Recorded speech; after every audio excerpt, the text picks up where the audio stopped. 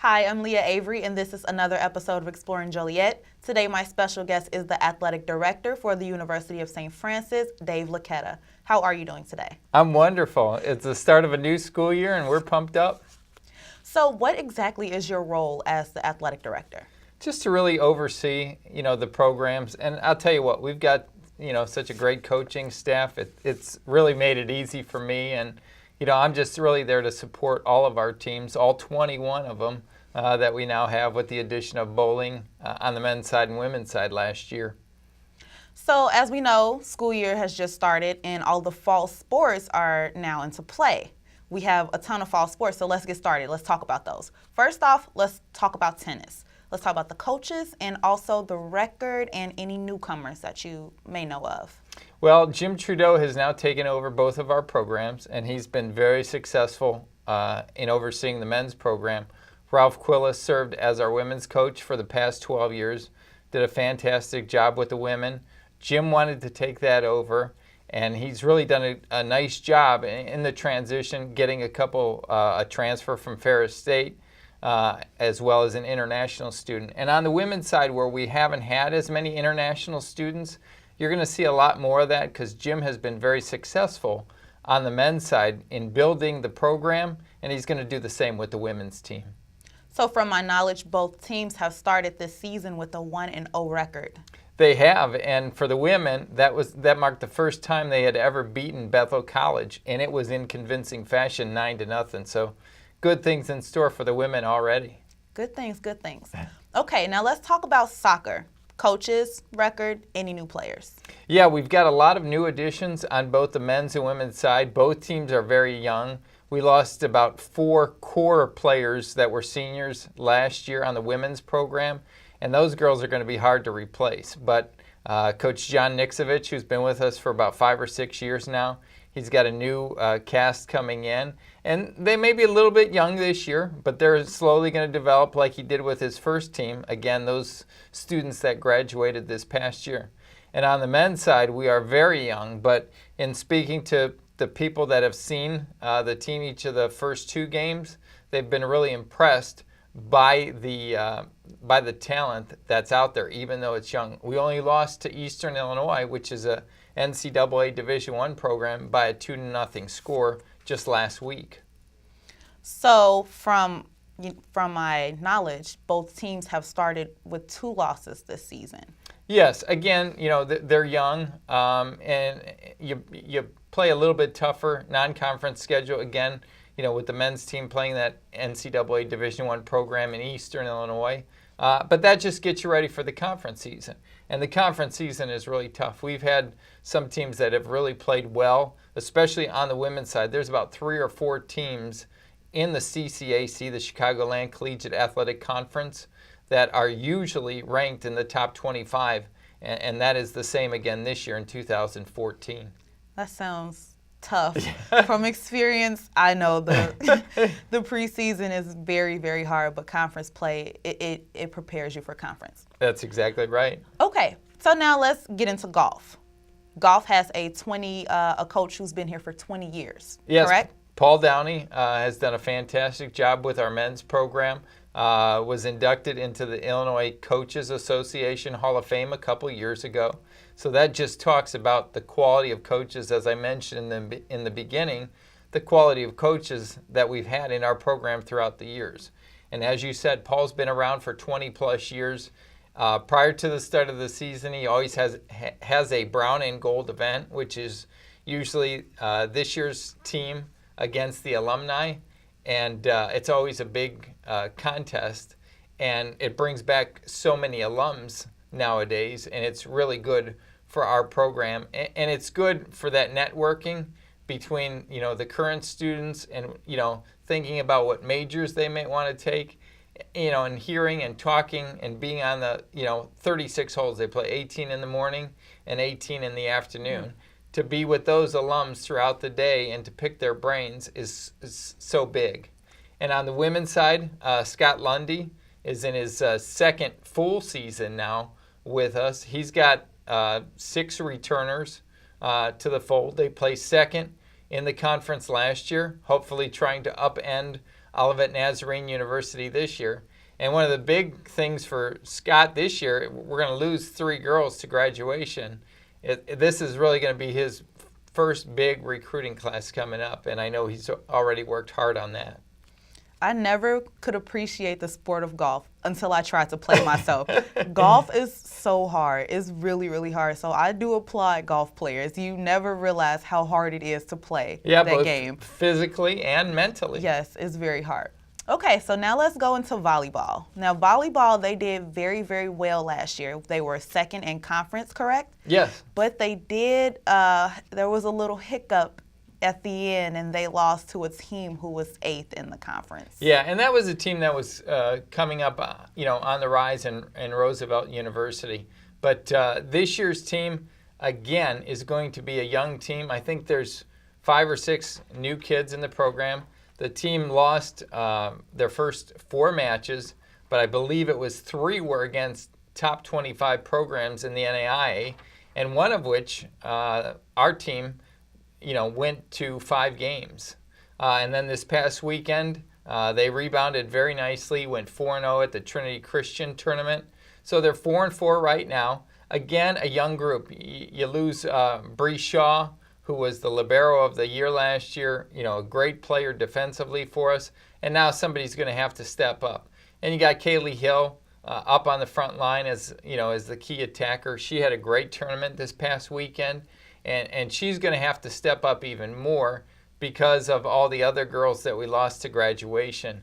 But, in talking to head coach Kara Courier, who's been with us now for 13 years, she says, it's a fun group to watch and play. They're going to make their mistakes, but hopefully at the right time, which is at the end of the season, they'll excel again. And 2 years ago, they went to nationals. As you said, last year they played well during the regular season, and then had that hiccup at the end of the season. So, it's going to take a little bit of time this year with, again, the new kids trying to gel with the older kids and getting acclimated to that collegiate style of play. And it's going to take some time, but hopefully by the end of the season, when conference tournament comes around, they'll be ready to go.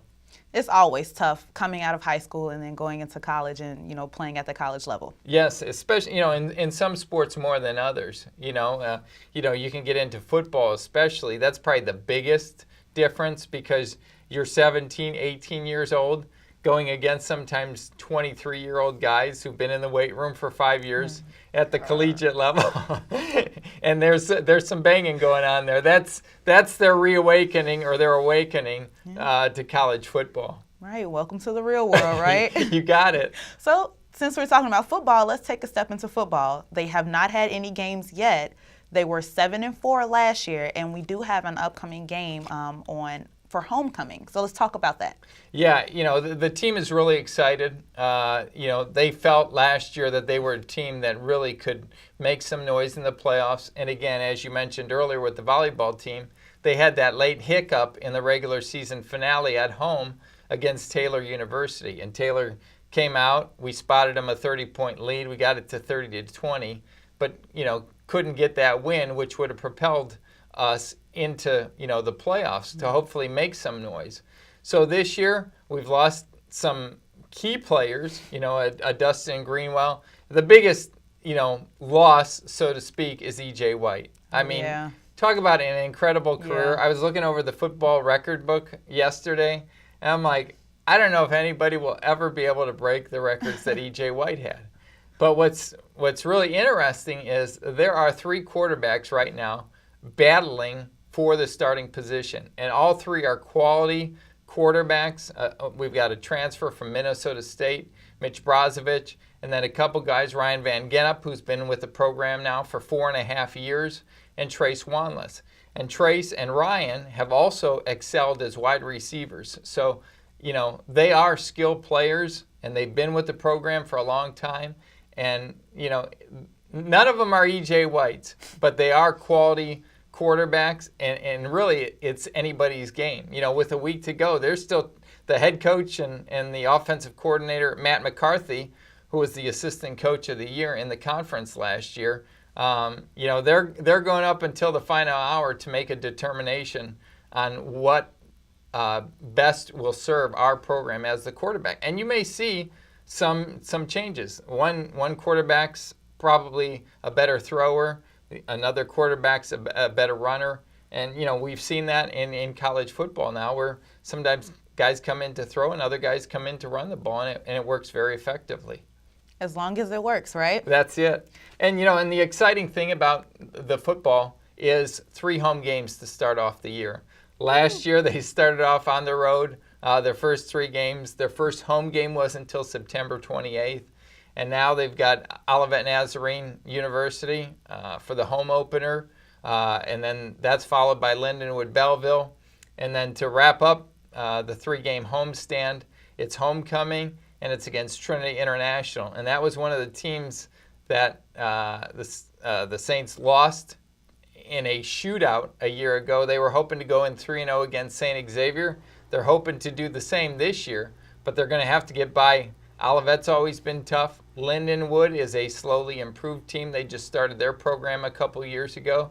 And Trinity, as I said, was a shootout last year, and they beat us up in Deerfield 41-39. So the guys got that one marked on the calendar to get back at Trinity International.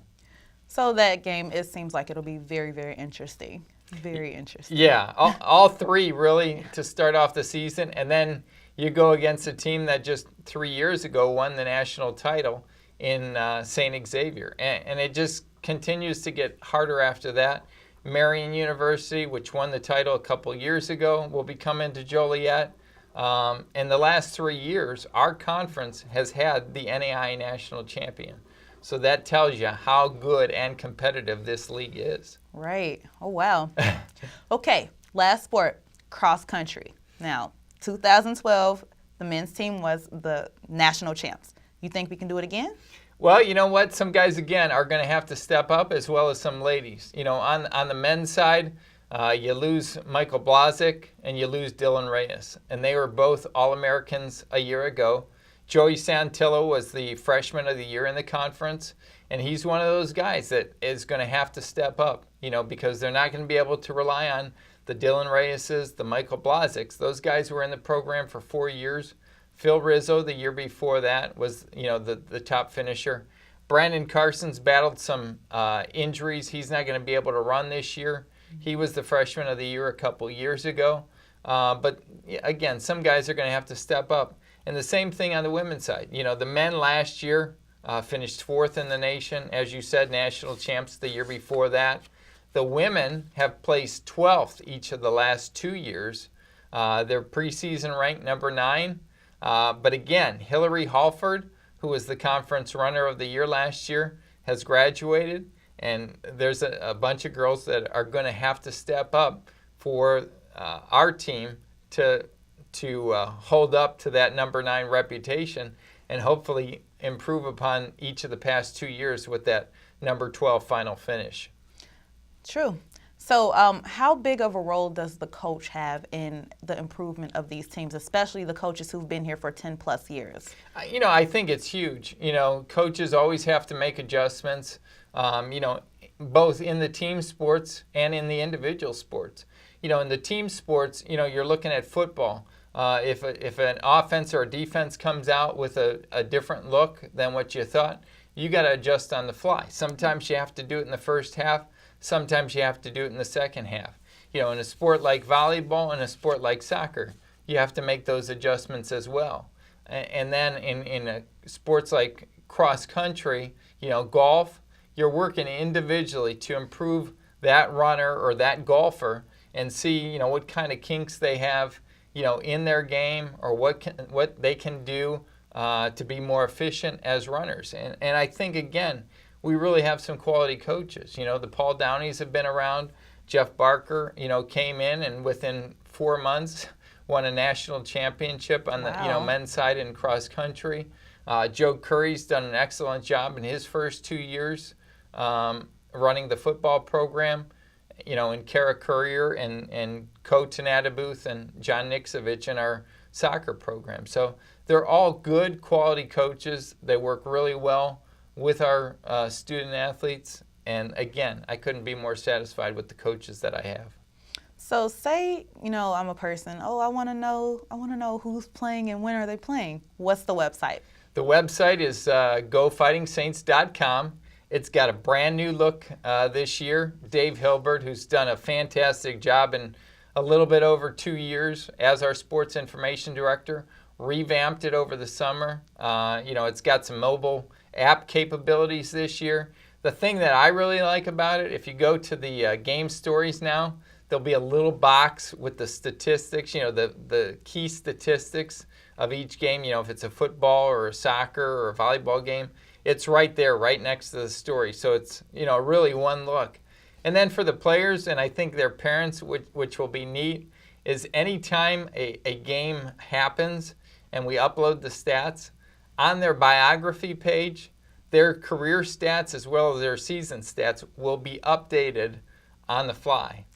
So you can follow, like E.J. White last year would have been great to follow his career because he wound up as one of the top 5 all-time in the history of the NAI in terms of all-purpose yardage with all the great things that he did. So that will, be a big plus for our website. And there's just so many other features. You can download the schedule onto your own personal phone or whatever device you want to. And then if there's ever a change, especially in the spring when, weather hinders the schedule and changes things, it's always updating on your phone whenever a change is made. So what is the name of this app? I'm not a big social media guy, but if you just go on, I think it's the St. Francis website. It'll direct you exactly to it. But, there's so many great things. Obviously, the Facebook, the Twitter, we're doing some different things with the Facebook. Instagram is slowly becoming a big thing, with the photos and stuff like that. And for the first time in, I think, 2 years or 3 years now since we've had Facebook, we've gone over 1,000 likes. So Dave Hilbert is really excited about that. So again, really good things that he's put forth for our program to just enhance the things that we're doing on the field as well as off the field in the classroom. So what if there is a person out there who wants to become an athlete at the University of St. Francis? What would they do? There's, a couple different options. Obviously, they can phone the coach or email the coach. There's also on each website, each sports website, there's a recruit inquiry form. And you can fill that out, and that really provides a lot of information that maybe a coach, won't gather on you if you're talking on the phone. It's really sort of, sending in your resume.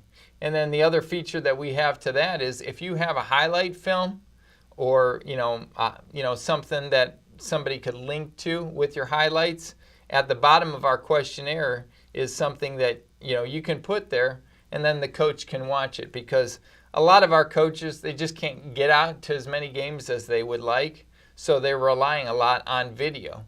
And then you can also send in your resume and a highlight film through the mail as well. But a lot is through the website, and that really gains the most attention for our coaches to any future student athletes. Okay. Well, thank you so much. I'm glad to do it. Always good to be here, Leah. All right. I'm Leah Avery, and this is another episode of Exploring Joliet. Have a great week.